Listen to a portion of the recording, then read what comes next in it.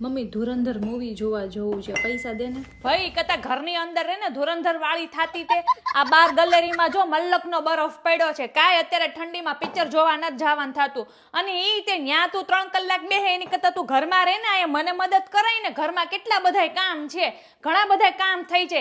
હાંજે તારા પપ્પા આવે ને હું તને 3 કલાક હું 4 કલાક હું તને ધુરંધર મૂવી લાઈવ હું તને બતાડીશ એની હારે.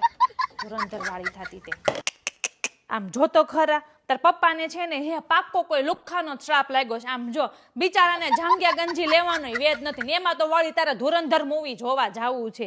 અને આ ગંજી એવી ગંધાઈ છે ને હે ઓલા દવાખાને ટોપી નો ઊંઘાડે એની જગ્યા પર આ ગંજી ઊંઘાડી હોય ને હે તો દર્દી છે ને 5 દી સુધી ઊભો ન થાય. આ જિંદગીમાં સુખ નથી ને મને એનો તો કઈ વાંધો જ નથી, પણ સંપત્તિ તો તાર પપ્પા પાસે પહેલાય નહોતી ને અત્યારે નથી.